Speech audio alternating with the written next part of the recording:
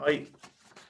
Hello everybody and welcome to this session of GETDigital. My name is Aidan Gallagher and I'm delighted to be your MC for this session. Throughout the whole week with GETDigital, we've been exploring a range of topics related to business leadership, entrepreneurship, with a particular focus on how businesses at all stages and of all sizes are able to harness transformational digital technologies to achieve their business goals. Turning to this session now, very pleased to introduce our speakers, great speakers. Michaela Simpson, who's Head of Content at Wolfgang Digital, Louise Kiernan, Talent Acquisition Manager at eShop World, and Conor McGrainer, EMEA Sales Recruiter at HubSpot, who will be talking about what to expect in a digital marketing interview. We also have Patrick Conway, who is Training Manager at TikTok, wasn't on the original schedule, glad to have Patrick on board as well. Just for the audience, we'd love to get your questions. We have some questions to kick off with, so please submit them during the session using the Q&A function, which you'll find at the bottom of your screen. Just be aware the chat function is disabled, so don't use that. Please only use the Q&A option. We will then compile the questions and I'll ask the panel to address as many as they can in the time that we have available. So looking forward to your questions, and please remember just to use the Q&A function. So just getting into our first questions, I think this is a great topic, the whole area here, because I think nowadays, I don't know a single family that I know around that hasn't got somebody working in a digital business role, which is amazing to think of, compared to 20 years ago. So I think it's something people are really interested in. People are looking at this coming from different disciplines. They may not have even thought about this area beforehand. So it's a huge growth area. First question is, what can people really expect in a digital advertising or digital business role interview?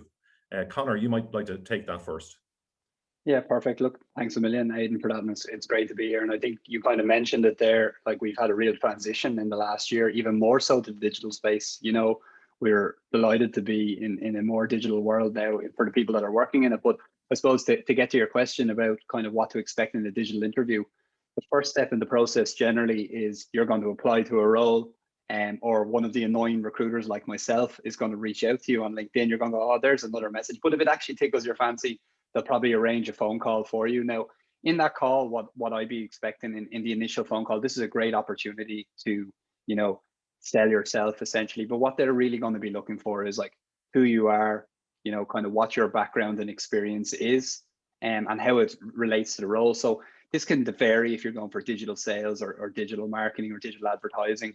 What I'd be saying there is looking at those minimum requirements or preferred requirements and seeing how your skills correlate to those pieces of information.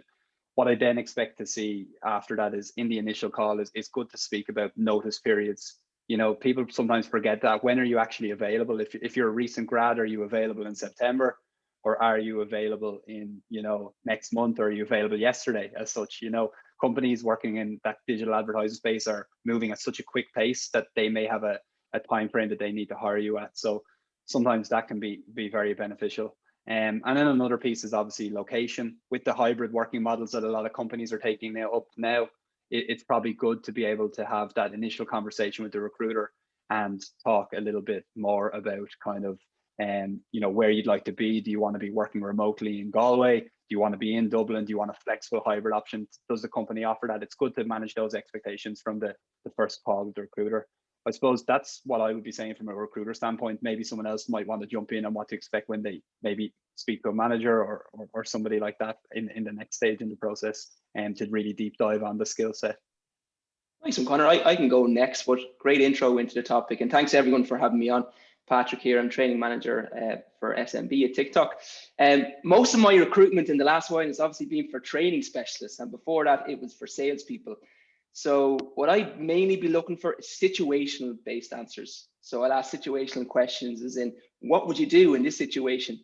What I'm looking for is, can you apply your learnings or your experience previously, whether it might not necessarily be in the field that you're actually applying for. It could be in travel, it could be in a part-time job that you've had. Can you apply that experience into this role? It's probably one top tip for me. Okay. Anybody else like to jump in? Yeah, from the agency side, yeah, I can talk about the process there. I mean, we've kind of really honed in our recruitment process over the years. I'm really pleased with the quality of recruits that we get through it. But it is like it's not a quick process. So it's kind of in 4 stages. So the first stage is obviously we review all of the CVs that come in for the role. And you could go into a whole other session on what to look for in the CV, but the CV is there. But then the next phase then is a test or a quiz. So people who kind of pass the CV phase, they go through to a test or a quiz, just to kind of get a sense of, is the baseline knowledge there for this role? So if it's for like an SEO specific role, it'll be an SEO quiz. If it's for a content role, it'll be a content quiz, and so on. Then, if you get through that phase, then it's on to a task and an interview. So we often kind of combine our interviews with a task as well. So we ask the applicant to kind of go away and do again, if it's for a content role, which is what I would always be recruiting for, some sort of content related task. So, maybe develop an outline of a strategy for, an imaginary client or whatever, or even just present to us, a case study of a content strategy that you've worked on in the past. Something like that. It's actually a really nice way to kick off an interview, because it gets, you get to go in and you get to talk about something straight away that really well. So it kind of breaks the ice, and it relaxes everybody, I think.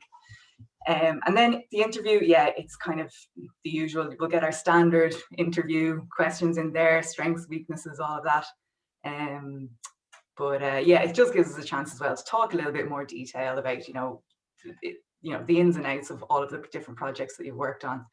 And after that, actually, we do another stage where it's actually really important to us that not only is this a great digital marketer, but they're a really good fit for Wolfgang. So, we actually make sure we get them to meet with other members of the team, not necessarily people on the content team, but other people throughout the company.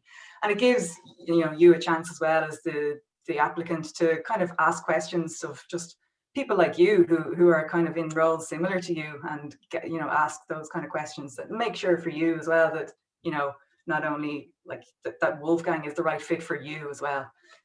So that's the way the kind of process rolls for Wolfgang. Great, thanks, Michaela. Louise, any comments? Yeah, no, like I would say, like even from myself, like here at eShop World, like everything that everyone has just said there, our process is very similar. So I think like somebody, or there was another question about maybe like what to expect in an e-commerce interview. Yeah. And I'd say the process, if I'm honest, would be very similar. So of course you make your application, we review the CVs, and then you'd receive a call from myself or from somebody else on the team. I definitely think in an e-commerce interview, like no matter, I suppose, like what job you're applying for, whether it's a brand manager or it's an e-commerce manager or a product manager, a product owner, anything like that, or even an entry-level graduate role, I think definitely for us, and I think specifically for e-commerce, it's kind of really about someone that's like passionate about the industry. So like to see that maybe they've done some research, that they're keeping an eye on our e-commerce landscape. And I suppose just because that's what we're looking for, like we are looking for people that are innovative and that are always, I suppose, ahead of the curve, and that will help us to remain leaders in our field. And so the good thing about e-commerce is that we're all shoppers, well, especially now at the moment that we have no choice, but everyone's online shopping right now. So like we particularly love if someone can maybe use an example from a shopper journey that they've had. They've maybe went onto a brand's website and maybe they've reviewed their shopper journey or their shopper experience, and they're kind of thinking about like an elevated digital experience, and maybe in an e-commerce world, how they could bring that to the table. And yeah, Perfect. So I think for us, that's a big thing really anyway. Okay, and that was a good segue into our second question. Yeah, yeah, no, well done. Yeah, no, but I was just thinking I'd just be repeating everything that everyone said. So hopefully that answers that question too. Yeah. Yeah, no, perfect. And just a question. I mean, this is kind of a general thing, just to follow on from that. Maybe in two parts. One is generally how many interviews do people need to expect? I mean, you know, I've seen up to 6 interview stages with some of the really big companies, which given what would have went on 20 years ago, is kind of unthinkable, right? But so what's a kind of a reasonable average? And then the other part of the question, I think, Michaela, you mentioned the idea of asking more questions around the roles. How much do if you see a good digital business person, how much does it matter that they're better at one area or they're suited more to another area? Or, is there just kind of a generic skill set you expect people to have? Yeah, I can probably jump in on maybe the process being that I'm currently working at HubSpot now, and prior to that I was at Google. So they're probably the big stories you hear about, like they do 10 processes and you meet everybody in the company before you get the job. And that's literally probably not the case. Like at HubSpot at present, we have a kind of a 4-stage process. So you have that recruiter phone interview that I was talking about. You'll then meet a manager who will really deep dive into those digital skills, into those sales skills, into those consultative skills, like the KPIs, the numbers. Maybe if it's an entry-level role, maybe it's how it's relevant to the position, maybe stuff as Patrick mentioned that you've done in the past. Then we'll look at like the role play, and then we'll look at a face-to-face interview, or in today's world, a Zoom interview. So you're looking realistically in both Google and HubSpot now, it is a 4-stage process, and typical timeline, you're looking 3 to 4 weeks. And we would say, you know, with a step at each week. And a lot of people can get stressed out about, you know, the process is taking very long, but sometimes you have to remember that you do need the preparation time. You need the breaks between interviews. Sometimes if you expedite a process, you can sometimes try expedite a process to get a really strong candidate in, or, you know, you try rush it yourself because you've other job offers. But sometimes you need to take those breaks in between interviews, reconcile, and then go and attack the next stage and give your best self. A bit like what Michaela said, if you have a task or an assignment to do, you know, you want to put your best foot forward, not just, you know, say, oh, I need to get through this because I want to get a job offer because I want to start working next month because mommy's on my back about getting out of the house. You know, that's the situation there. But look, it's usually a 3 to 4 week process. Can take anywhere between 4 to 6 weeks, really, in HubSpot anyway. And in terms of the second part, maybe somebody else's best position to kind of answer on that. Yeah, I could jump in on that second part. You know, we were wondering, you know, does it matter? Do they, if they know which kind of specialist area they want to go into, or can you just kind of recognize you know, someone who's got those digital marketing fundamentals? And yeah, I think especially for graduate roles, like we definitely see people applying for roles all the time, where maybe they're not successful in the one they actually apply for, but we say, do you know what, you'd actually be a brilliant fit for this other say trainee role that we have as well in a totally different department. That's happened frequently. We've even had people kind of internally, you know, they might start working for us in a certain department, but over time they kind of realized, you know what, I'd love to actually work over there on that team. And we're happy to work with people in that way as well. Yeah, so I think that's especially in, you know, when we're talking about graduates and stuff like that. Those fundamental skills are really important. So we try and do our bit as well in recognizing, you know, the potential there, and, you know, providing some direction for the person too. I definitely, I'd probably echo what Michaela said there, but I think from my perspective, especially with graduates, I'm looking at the skills, but more important to me is the attitude. Like if you're coming from a digital background in your studies, that's probably enough for me, honestly. And then 80% of it is just, can you apply some kind of experience to what you're going to be doing? Do you have grit? Do you have determination? Can you just motor on and get through it? And that's probably more important to me than skills at that level. Great. Okay. I suppose just one other point there, like what I said is definitely true. However, like there's one other thing to think about, and that's, you know, if you are really passionate about a particular area, that's equally great to see. Like if someone is like, I know I want to be a PPC, that's also really appealing to see as well, you know, that they've really thought about the role and, like, you know, this is the direction they want to go in. So yeah, either way can be a really good thing to see. Okay, and Michaela, just because you're in the process of answering that question, what about anything in particular for the agency interviews? Is there any, you know, is there any difference there? What's particular about the agency side of it? To be honest, like, because I've only known agency, it's hard to say what's different about agency. But what I can say is, like, my perception is, like, we're extremely focused on results. So like Wolfgang Digital is a performance agency. So like one thing that we often see is people come in and they get really excited about all of the different tasks that they've done, all of the different tools that they've used. But there's no mention of like the results, like what did you get out of that? What business result did you get? And that's probably like the biggest pitfall we find when we get a CV. You know, it's the ones that speak about results, you know, percentage uplifts, all of that kind of stuff. Yeah. That immediately jumps off the page, and you'd be really surprised how few actually do that. So that's, I think, the results focus really is the key thing that we're looking for there. Okay. Just a question too, maybe separate from the list of things we're going through, but just in terms of skill sets. I worked for a CEO who had a great set of questions, which was basically, if you're not making it and you're not selling it, what the hell are you doing? That used to really annoy the accountants in the company. But I mean, his kind of view on it was, well, the accountants, I mean, everybody in a company should be selling. That was basically the view. Just because you work in a back office or whatever else, you still get plenty of opportunity to sell your company and be positive.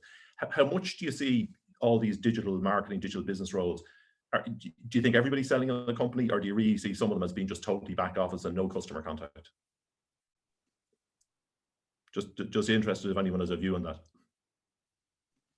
Definitely a tricky question to kind of to answer, because you don't want to be saying that your company is actively like pushing their employees to be selling across the board. But sometimes you're not just selling the job or a product or that. Like with HubSpot, a lot of the time what's important to us is culture. And I don't know if people have come across HubSpot in the past or on LinkedIn. There is a culture there, and we do pride ourselves in kind of the culture that is in there. And we talk about HEART, which stands for humble, effective, adaptable, remarkable, transparent. And we kind of, that's the type of narrative that we're saying. So maybe if we're celebrating each other on LinkedIn, or we're potentially pushing posts out, showing the support we're doing, we're not selling the company, but we are kind of promoting and pushing out the good things that are happening within the company, which is essentially brand awareness, and it's a free form of marketing as such, so and that's being instilled by the leaders in the company. So that's just kind of the norm where we are now, and it definitely has helped. It's maybe not selling directly, but in the big picture it probably is. Yeah. But also too, probably your employees are probably your best recruiters, so they are selling the company, I think, very positively a lot of the time anyway. So next question, just in terms of the interview process, now, what are the kind of 3 superpowers that you like to see in a new recruit? And I think, Patrick, you volunteered, you take the first answer on that. Absolutely, yeah. Just to say, I was the other side of these sessions about 7 or 8 years ago. I'm a graduate of DCU myself, so thanks Theo for having me on, and definitely it's great to be here. If anyone wants to connect with me on LinkedIn, look me up. More than happy to kind of help share my perspective on any roles that you're looking at or the process that you're in. So definitely connect with me on LinkedIn. Probably there's 3 main attitudes or 3 main things I'm looking for in somebody that's applying into particularly a graduate role. The first thing is just desire. Why are you applying for the role? And do you really want it? Like, is this just one of 10 interview processes that you're in, or is this the job that you actually want? And can you display that to me in some fashion? I think within 5 minutes, I can probably recognize when somebody's just doing the rounds and just interviewing it everywhere that is tech. So definitely just really think about why you want this job. And if you really want it, it will shine through in the process, I would say. So, I'm interviewing at the moment for training specialists. I've just hired 2 in the last couple of weeks. And just to give you an example, one of the training specialists I hired for in her first interview, so her first interview with me, she came to me with a training plan for the next 2 weeks for onboarders. She wasn't asked to do it. She just stepped outside her comfort zone. The interview was just supposed to be a catch up with me. She went ahead and made it basically a functional training plan for 2 weeks worth of content. So she went above and beyond. She really wanted to roll with TikTok, and she put pen to paper and just made that plan. So things like that, when you see it, you appreciate it. You really know the person wants the job, and they've not just researched it, but they've actually applied their experience to that role. So that's a huge one, desire. The second one is bounce back ability. I'm not sure if the others will kind of share this ethos as well, but certainly at TikTok, things are changing every day. The org structure is changing every day. The product is changing every day, probably twice a day. And the direction that the company is going in is changing a lot too. So you need to hire people that are okay with that. They're okay with the change. You don't need to hold their hand. They can figure things out as they go along. Sometimes people in my team figure it out before I know it. So you kind of want to enable people and basically hire better people than you. So if I can see that somebody's better than me in some area, I want them on my team. And that bounce back ability shines through every single day, honestly, at TikTok, and previously where I was before it at AdRoll. So probably an example of that would be, again, a second training specialist that I hired in the last couple of weeks. He is going to roll out onboarding training next week to a group of 15 new hires. So he started 2.5-3 weeks ago, and he's literally rolling his sleeves up. He's made content with myself and another team member in the last week, and he's going to be training people within a month of starting in the role. So just that ability just to have grit, get on with it, figure things out, and don't be afraid. Have that growth mindset, make mistakes. Everyone make mistakes, learn from the mistakes, and then just iterate and keep going. And the last one then is probably healthy competition. I'm from a sales background. So previous to here, I was a sales manager at AdRoll, who are a DSP, an advertising company essentially. And when I say healthy competition, you want the best people on your team. You want the people that are going to bring in the revenue, they're going to do well, but you want them to bring the team with them.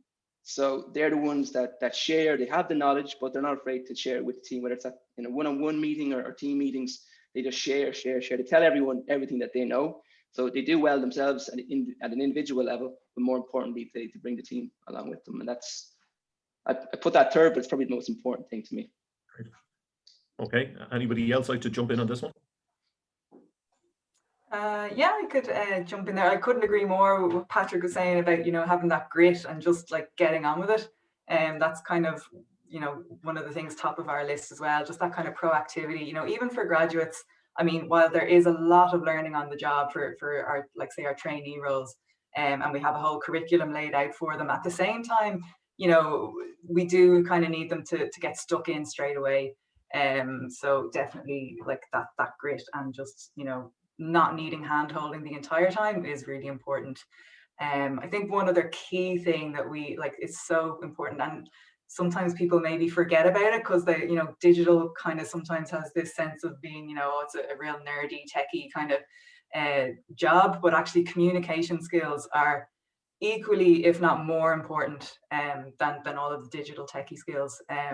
We always say that, our results that we're getting for our clients mean absolutely nothing unless we're able to effectively communicate those results to the client. And there's nothing worse than, losing a client when you're getting great results, but you're just not communicating it well and they're not on board and they're gone, So communication is just absolutely key. That's written and verbal.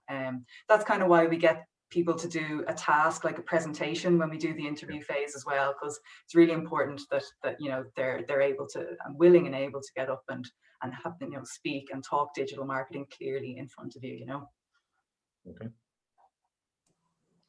Yeah, I might just add in something there. So I think one thing that I love, especially from graduate applications, is someone that is like really curious and just isn't afraid to ask questions. I think like at the end of a call or at the end of an interview, you'll always remember the few people that asked you a question at the end, and they were like different questions, like, and things that might have just been like a random kind of thing about the role or about eShop World. But definitely that would be my top tip for someone, is just don't be afraid to ask things, because that's what we want. Like, just ask us questions. Yeah.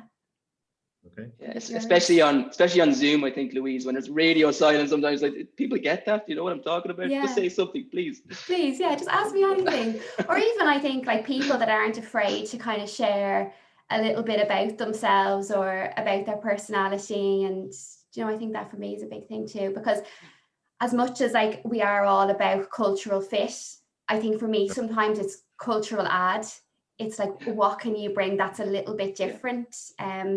We really don't want kind of teams of people that are all the same and just necessarily fit in with eShop World. I really like to chat to people who are a little bit different and not afraid to shine. So that's a big thing for me. I definitely echo that. Bring yourself to the interview. Yeah. 100%. Bring a bit of that passion and vitality into it. So being you is important in the process, I would say too. Yeah. Well, logical follow-on question is, what are the three Achilles heels or weaknesses that you do see in graduates? Now, the answer could well be the same three things. Just the antithesis. Yeah. I can start. I think one is just I think graduates, and I've been there before. Obviously, you underthink the experience that you have. When you think when you're applying for a job, you have to have 10 years experience and see all this. Experience isn't just an office job. It can be anything that you can apply. You've traveled to Australia for 6 months. You've done a J1 to the US. I'm sure there's grit and resilience within that. You don't have to go through like your night out, whatever it might be, but maybe you missed a flight. Maybe something happened where the shit just hit the fan and you had to figure things out. So I definitely lean into the experience that you have, whatever realm it's in, and use that in the interview process. And people kind of overlook that sometimes, I think, at the graduate level. Great. Yeah, I'd be just echoing that in terms of like my kind of thing I see with people, especially with graduates, is like taking their degree is everything. I was listening to the High Performance podcast the other day, and I think it was Steve Bartlett was on it. It was an older episode of it, and he was you know, the one of the founders of the Social Chain, and he was saying that, you know, people would do a media journalist degree and they do 4 years in the degree, and then they'd go to their first job interview and they'd be saying, so what paper did you write for? What radio station did you do, you know, internship, or did you, you know, do your work experience? But, you know, at the same time, you have to try and set yourself aside from some other people. Like at the same time, if you're a graduate, there's going to be 50 other people in your class, 20 other people in your class. Try do that little bit of weekend work that's going to be relevant or something like that, you know, not just because you have the piece of paper. It's not counterintuitive what Patrick is saying, but at the same time, just because you have the piece of paper, you have other skills. Try find some niche. If it's the PPC side of things you want to get down, you know, try and get in and volunteer for your dad's uncle's company, you know, just something that's going to give you that little bit of groundwork ahead. But it's also something that you said there, Patrick, as well, like being pigeonholed sometimes down a role or a company. Like my degree is in biotechnology, so I did like a nerdy science degree. All my ex-colleagues or ex-classmates are now working in Pfizer, you know, making vaccines. I went to New York, did that J1, worked on a construction site. My dad is a builder, so I worked on the construction site. I'm back in Dublin now 3 years. I've worked in an agency, then at Google for 18 months, and now I'm at HubSpot. You know, your career path doesn't have to be a straight line either, you know, so don't just think because you've done this amazing degree that you're going to move straight into that field. You might actually move somewhere laterally, find your feet, and then eventually find your way back to what you wanted to do. So I suppose sometimes people thinking, I have to get this role essentially because this is the next path for me after this degree, because this fits the narrative of degree I've done, is not always the clear course to get you to where you want to be sometimes. Yeah, no, I firmly agree. And so I wanted to chime in straight away, Connor, because something came to mind. I think like if you literally don't have any experience, then you need to go get some experience. It doesn't have to be work related. But I'm going to actually plug something right now. Grad Guide. If no one's heard of Grad Guide before, definitely look it up. Former colleague of mine at Adroll called Ian Gearan, and he's actually said to plug Grad Guide. He runs it, or he co-runs it. Basically, it's a graduate mentorship program. So if you've no experience in tech specifically, you'll be assigned a mentor who has worked in tech for a certain amount of years. They'll kind of guide you through potentially a process or a job that you're looking at, and give you some tips and tricks on interview questions if they're in that company or elsewhere. So look up Grad Guide. They've recently been acquired by Clune Technologies, I think, in the last few weeks. So look up Ian Gearan on LinkedIn and tell him I sent you. Yeah, very interesting. Just actually an audience question that's in, just when you talk about some of the different sites and so on. Glassdoor. So basically there's been a couple of questions asking about how reliable or how, you know, how verified people think it is, you know, given the fact they've heard of some companies asking employees to pump up the ratings, etc. Anyone got any views? And if it's an awkward question, I can just keep talking. I better jump in here because this is something HubSpot are generally the #1 Glassdoor company to work for in terms of our culture. And it's something amazing that, like, when I was interviewing for HubSpot, I was at Google at the time. I was actually quite happy in my role, but it was something about the people that I met and the mindset that they were. The more I got into the process, the more I wanted to work there. I could just feel that energy. And it's funny, like, I never would be someone to write a Glassdoor review, but I was just so happy in the role when I got into the company that I did go out and obviously go and write a Glassdoor review off my own bat. There's no one pushing it down your throat, nothing like that. Like, it is a company culture that's been created in terms of that's there, and everybody that joins, as Louise said, is a culture add. And so, like, Glassdoor reviews, yes, there is some smaller potential companies where they can say, here, look, help us, we've got a couple of bad reviews, we need to push it up. But, you know, you've got to take everything with a little bit of a pinch of salt. But when it's on a large scale and you're seeing 2,000 positive reviews, you know, on the bigger companies, you have to take that's not just the manager pushing it. On the smaller companies, that's where Dublin is a great network. You know, there's enough people in this room here where there's great network. You can find out very quickly what a company's like, but don't just take one person's opinion either. You know, that'd be my 2 cents on that. It's not a nice question though to go on. You gave me a fright there, Aidan. I had to quickly check Wolfgang's rating on Glassdoor there. It's all good though. So yeah, it's very good. Okay. Just another audience question is, how easy is it to get pigeonholed into roles? You know, you go into your first role expecting you might be able to change, but you go into a PPC role or something, and suddenly people think that's your life and that's where you stay. I mean, does that happen, or do you think there's, you know, people tend to more change different roles all the time. Yeah, I might just add in something there. Just yeah, I feel that sometimes like we see it, or we have seen it in the past with our graduate program. So a few years ago, what we used to do is used to try to offer the graduates a rotation. So they'd have, so it's an 18-month program, and we had initially offered people that they could move around for 6 months, each 6 months. We actually found that the graduates ended up not wanting to move because they were happy and they were in a comfort zone, and I suppose they were beginning to add value and kind of operate within a team that they didn't want to move. So I think if you're the type of person that doesn't want to get pigeonholed, or like Michaela said, you don't have a particular area of interest to you that you want to really drive and kind of forge a career for yourself within, then I think probably you have to make it your business to kind of make sure that that doesn't happen. You know, you can always ask about opportunities, have a chat with your manager, and be thinking kind of into the future about your plan and maybe new things that you want to try. So yeah, that's what I'd say.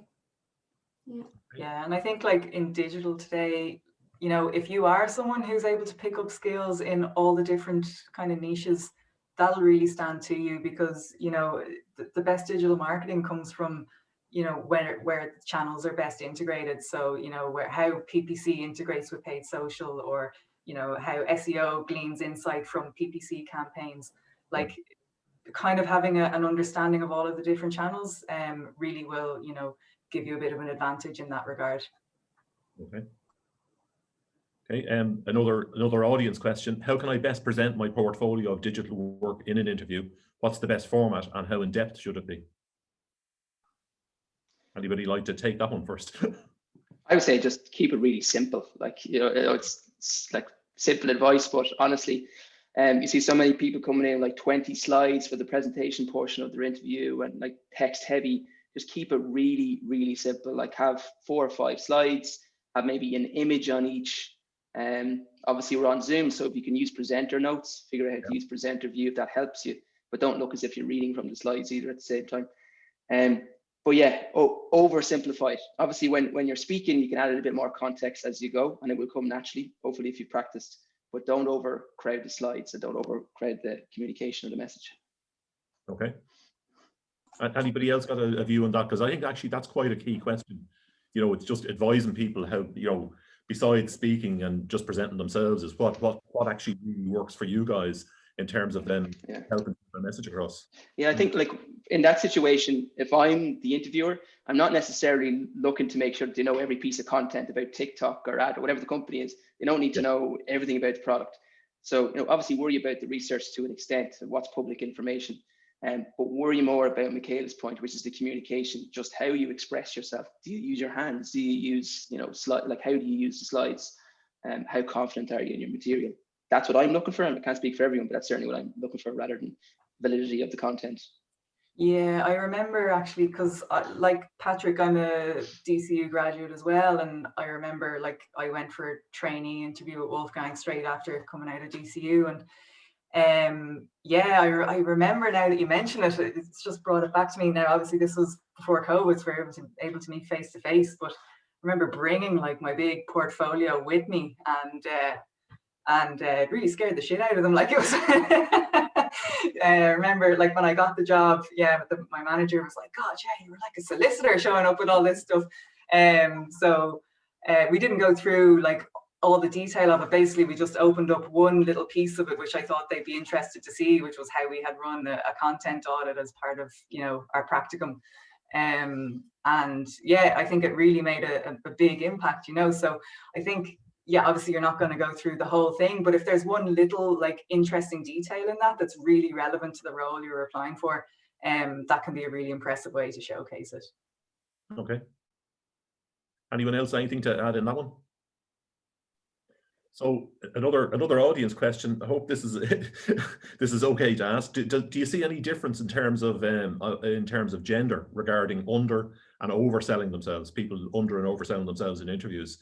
Now, for example, it says imposter syndrome versus spoofer. I'm not 100% sure myself what imposter syndrome is, but I suppose the key question is, you know, in terms of gender, is there much difference in terms of candidates, or would you say no, pretty much all the same nowadays? It's funny because I was watching a TED talk or something yesterday, and it was about imposter syndrome. And somebody at Google was speaking to this. There was some kind of a D&I survey or some kind of a survey done on like a broad range of topics. But one of the questions was around, have you ever felt imposter syndrome at Google? And the respondents said, 92% of respondents said yes.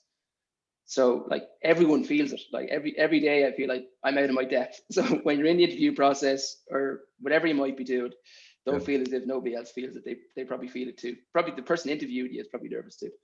Yeah. Okay, just going back to some of our own questions.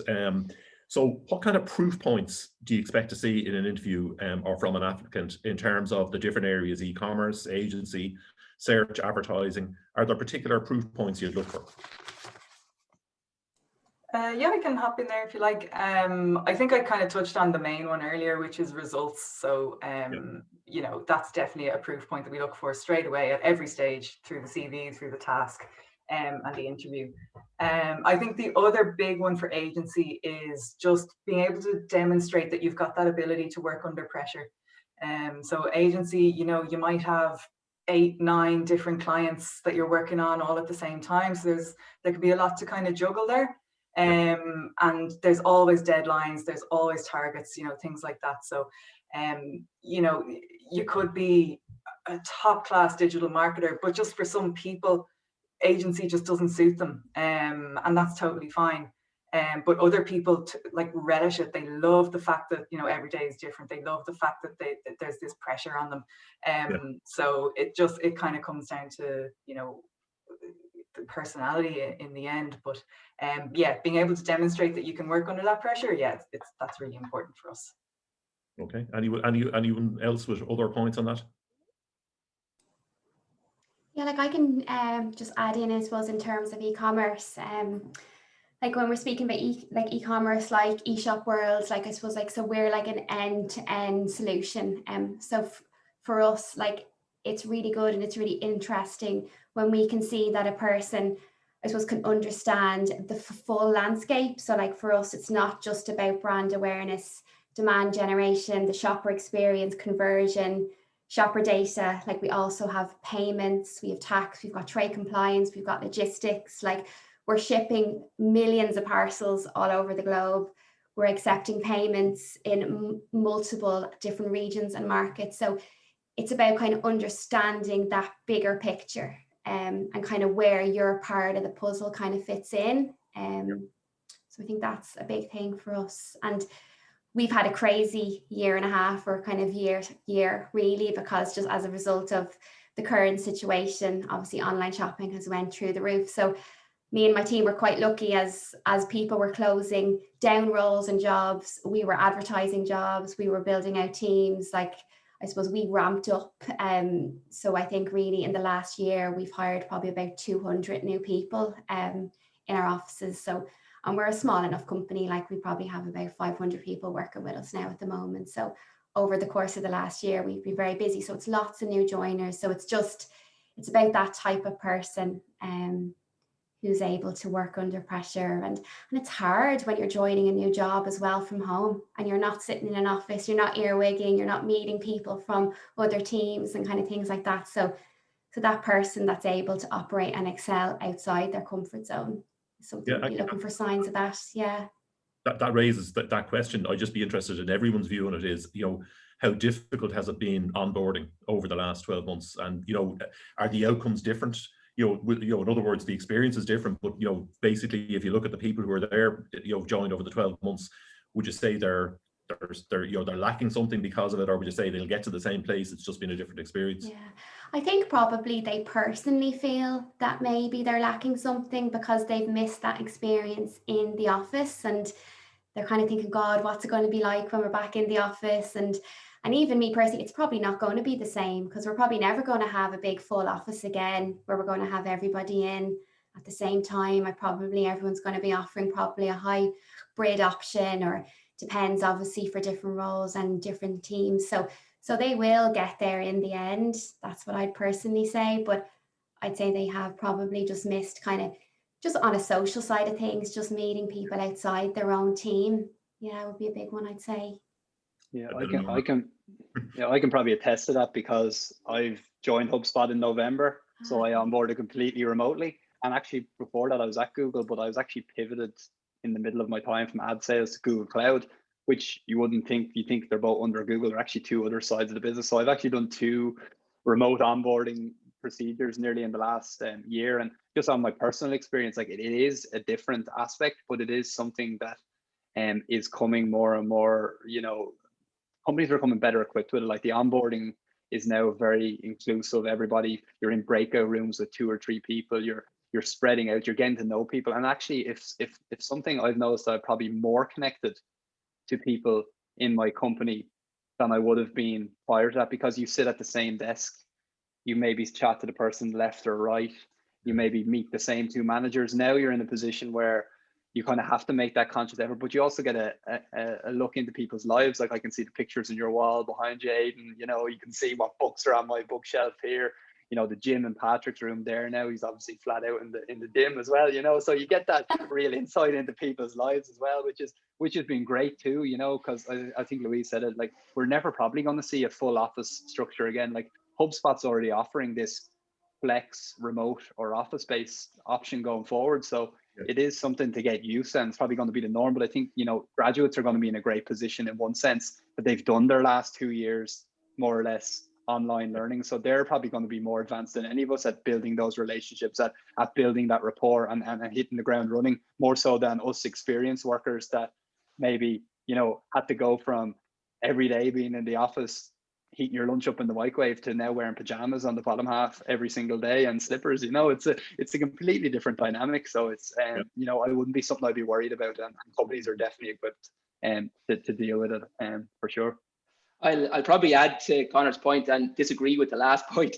I'm onboarding people every day at the moment, and I'm definitely not equipped to be doing the best job that I could be versus a real life onboarding experience. But we're trying our best. We use great breakout rooms, we use Kahoot, we use Mentimeter, we use all the tools. Not much to add and say to Connor's point. One thing I would say is the best reps from a sales background, the best people in any company I've ever seen that grow quickly and do well, they tend to find the best people on the team really quickly.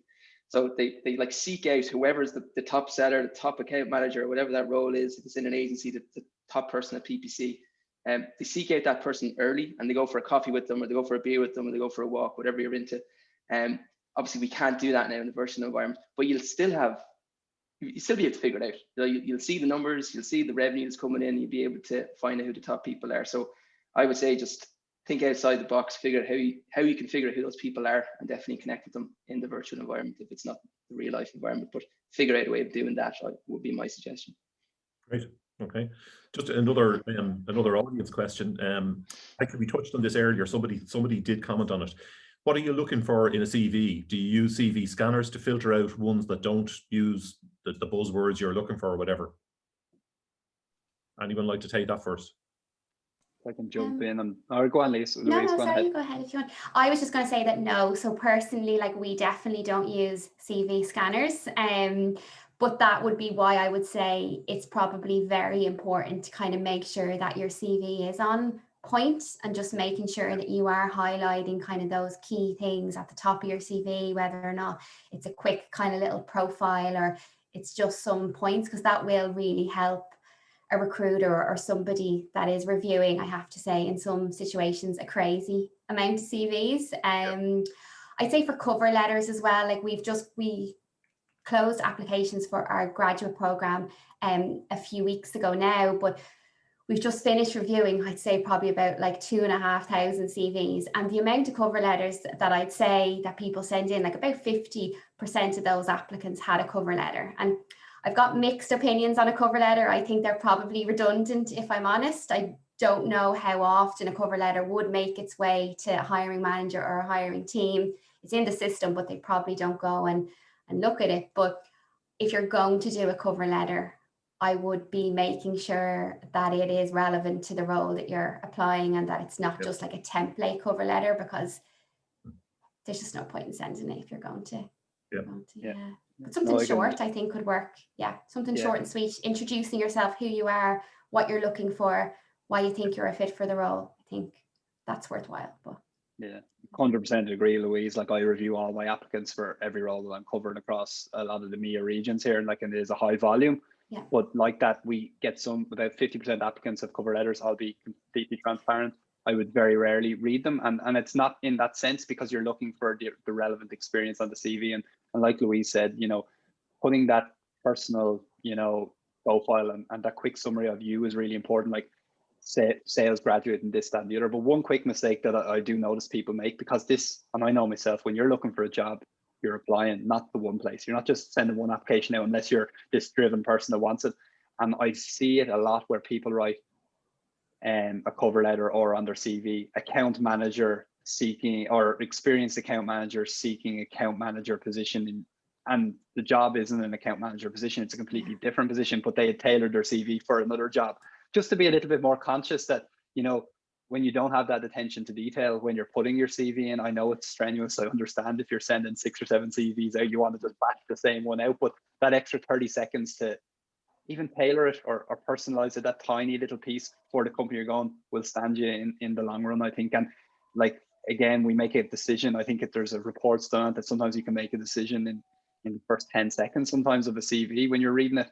And obviously you'll read through it, but sometimes you want to be drawn into that initial keywords or key points at the top.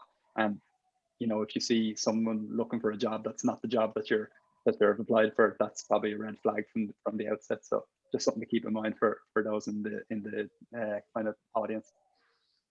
I'd probably add, try not be too hypothetical in your CV. Sometimes you see these descriptions: I'm a great team player and I'm a very motivational person. It doesn't mean anything unless you put data beside it, or you have an example of that. Excuse me. So I would say, don't bother with that waffle. It is literally just waffle. Anyone could say it. Be really prescriptive in what you're saying in your CV. Every word counts. Sorry, my voice is gone. And if you can put numbers into the CV, obviously experience dependent, but if it's a sales role, maybe you worked in a bar, whatever it is, where are you the top seller in the bar? There's some kind of numbers that you can put against to say, I achieved and I overachieved, and this is how I did it. So just every word that you write should be based in a situation that you've shown experience in before. It's not hypothetically what you would do, it's what you've done before. A good point. I suppose it's basically, if you're making claims, back it up as much as possible, rather than just making generic statements. So the awkward question, I mentioned this one before we kicked off. So I'll have a stab at answering this one first of all, and then I'm not going to put anybody on the spot, as I said, but what are the kind of starting pay expectations that people might have? So, my view, again, because there's so many people involved in this industry now, is that what I've seen out there would be certainly starting basics in the 30s, OTEs in the 40s. Which I think relative to other industries is very, very good. So I'm not looking for any exact figures from people or anything else, but maybe just some generic comments about it. Yes, sorry. I would just say, tech pays well. It does pay well, but don't be under the illusion that you're going to come into a cushy number. It's pay and reward. There are tough jobs in tech, and just because it's a tech industry and it's the hype word or whatever, don't be under any illusion that you're going to be getting overpaid. You definitely won't be. It's hard work, is all I would say on that. Yeah, you can do your market research. I know we mentioned Glassdoor already, but there's usually good indicators of what companies are able to pay. If they're on the bigger side, if they're a smaller company, maybe not so much. Speak to colleagues, speak to friends. But what I'd be saying as well is think of how good that experience is going to elevate your career. You got to think about where you want to be in 5 years, not just this job pays me 40,000 OTE, 30 base and 10,000 bonus, and that's not enough for the type of lifestyle I want to live. I started in an agency recruitment job just over 2 years ago, and I could barely pay the rent in the apartment in Dublin that I was paying. That's the God honest truth. And now in a position where 2 years on, I'm in a permanent job in a top tech company, going on and looking to the next couple of years ahead. Things move very fast if you have that drive and desire to do well in a company. So I would always say salary is not everything. Yes, you can understand it, but I'd be looking at career progression. There's clear career paths in a lot of these companies, and we're in a city and we're in a country where there's more and more tech companies, more and more agencies, more and more competition. There will be opportunities if money is your biggest driver. But I think we've all learned in the last year, money is not everything. families, relationships, time to yourself, friends. That is really, really important. Money, yeah, it pays the bills, it gives you a nice lifestyle, but you know, getting into that starter role, see is it the best fit for you personally, and don't just follow the money. I've seen people that do a boomerang as they leave HubSpot or leave Google and they go to a company because they were paying them 30,000 more, but they're back the next week or next month or next year because they realize it's not the same environment. It's not what I want to do. It's not the career path that I want to go after. So like, I always say this to people, yeah, we have to have a ballpark figure of what we like to earn to keep us in line, but where can you get that salary to if it's really important to you, you know, is the big question I'd be asking that to them. Look, I think that the thing about it is that, you know, these roles in all your companies, I think, are relatively very well paid. They're, you know, they're very good. And, you know, the great thing about it is they're contributing to the economy here greatly as well, you know, so it's all positive. And I think you're right to say it's, you know, it's not the be all and end all to just look at the salary figure, just look at culture, look at your work environment, you know. And again, I think all of the companies in this area are very positive environments to work in for people. So I think that's a good answer to the question. This is one, I didn't ask this question just in case you think so, right? If you have an older marketing person who has excellent industry experience and contacts and has applied themselves to the digital side of marketing, would they be a consideration in what is predominantly a youth area? Yeah, 100%. Like, we've seen that in certain people that we've hired at Wolfgang, where they've come from, you know, they've come from all sorts of other careers. Like, we've hired ex-journalists, we've hired ex-insurance salesmen, but it's like there's so many transferable skills that people have in those kind of roles. So they always bring with them their own particular advantages as well. Like, that guy who was, you know, in insurance sales, like, he just brought so much experience from that industry, and we happen to have like insurance clients. So he just brought so much expertise on that side of things to the role. So yeah, absolutely. If you're passionate about changing careers into digital, and you can show like how your previous skills can transfer over, definitely, yeah. Great.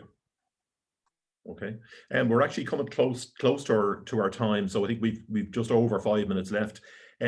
One question. This is one from our own list. You know, so somebody says, I have a real interest in getting into sales or into digital business, but have no prior direct experience. Do you often hire people for sales jobs if they've no experience? What advice would you give to someone with no experience to help them stand out their CV and then hopefully in an interview do well in an interview for a sales role? Anyone like to take that one first? Connor, do you want to go? Yeah. No, I suppose I don't mind. It's a tricky question. It's always difficult, and it's definitely a case-by-case situation. And you have to look at it I think there's like 3 different lenses. Are you a recent graduate? Have you just done your bachelor's degree? And like, are you talking about someone that's maybe done their bachelor's degree in science and wants to get into sales? Are we talking about that? Are we looking at it from a lens that somebody's maybe done 5-6 years in a financial analyst role and has now gone back to postgraduate studies and is graduating with a business degree? Or are we looking for someone that's like we mentioned there, that doesn't have that exact relevant experience? They're all very case-by-case situations, but what I'd be saying here is, like, again, don't be afraid to go into that more junior role. It's very scary for people to say, okay, I'm senior manager in the finance firm I'm in now, but I want to get into sales, and I know it's again that long play. It's very difficult. It's definitely a case-by-case situation, but if you have those transferable skills and those people management skills and those core skills that the company is looking for within sales, within digital, they'll be elevated very quickly, and you'll be elevated through the company very quickly because you have that experience that you can bring. And I think it's something Michaela mentioned, like the guy coming from finance, you know, that ended up working on the finance accounts, probably ends up being an account manager on the finance account much quicker than the person that's the graduate or the girl that's coming from, you know, the kind of completely different side of things. So it's definitely a case-by-case situation, and it is a difficult transition to make, but just don't be afraid of taking those maybe 2 steps back. That will eventually give you those 5 steps forward, would be my thoughts there. It is a tricky one to answer though. Okay.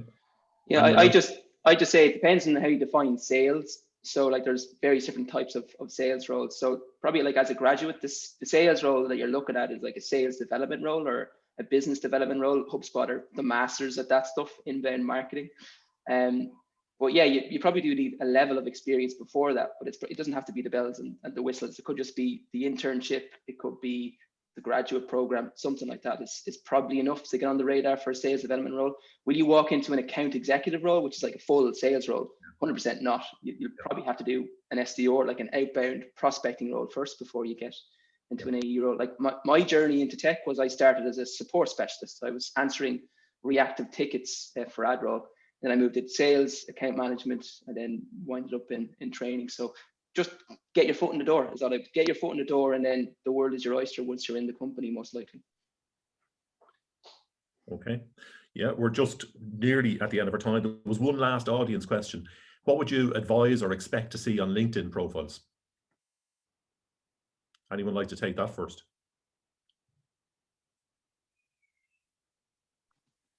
I can jump in again. I'm looking at them every day. I don't mind. You're probably the same, Louise. But yeah, no, Yeah.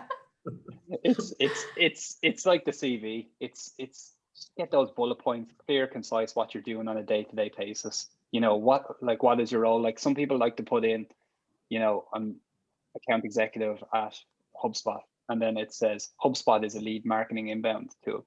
That doesn't really give me an insight into you. You know, obviously your company may ask you to do that to maybe promote the company, but do give a little bit of context on what you're doing. Because if as a recruiter, if they're actively trying to source you, you want to see what your relevant skills are. A tagline, you know, at the start, like actively seeking opportunities in sales, or if it's you want an account manager role, an account manager in this, like these are the key search words that are coming up when we're searching for profiles. So make your profile have those words in them. If it's PPC specialist, have that in your job title and in your little opening line, or you know, there, so you'll come up as a higher relevance in a search string. If you just have your job title and no information on it, you're not going to have as many recruiters reaching out about other opportunities and trying to poach you potentially. But maybe Louise has more insights there too. Yeah, no, I think you're right there in what you said. One thing that I will say about LinkedIn is that I notice a good bit now that people tend to reach out and send messages at times before they'll make an application. So they think if they message a recruiter or someone and say, look, I want to apply, can we have a call or something like that? So one thing I'd say is always just like submit an application anyway, just in case that message is missed. Because I know that myself and my team, we do receive a lot of those outreach messages, and sometimes it's just impossible to respond and kind of follow up with everyone. So don't hold back on making an application, even if you haven't received a response to that message or that outreach that you've sent, because it's no way a negative reflection on your experience or on your profile. It's just purely because sometimes we do get a lot of those messages, and I've noticed it a bit over the last kind of 6 months that seems something that a lot of people like to do now. It's great, it's good, but just I want people to still make applications. Yeah. Okay, I think we're just about at the end of the time. So just before wrapping up, I want to thank Louise, Michaela, Connor, and Patrick for your time. I think that was really excellent input and advice for people. And also I think you're all really good ambassadors for your companies. You know, I think as I say, if you're doing advertising for trying to get people into your companies, you did a good job with it today. That was very helpful advice. So just before we finish, GETDigital continues at 14:30 with our next session, which features Alistair Kroll and Emily Ross. The session is titled Just Evil Enough, which I think is a great title to get people interested in trying to find out what is evil about. So we're all very much looking forward to that. So be sure to register if you haven't done that already. And finally, thanks again to our panelists today. I think that was a really excellent session. Thanks again. Great, thanks. Thanks Thanks very much. Thank you. Thanks everyone for coming. Thanks, Aidan. Bye-bye. Thanks. See ya.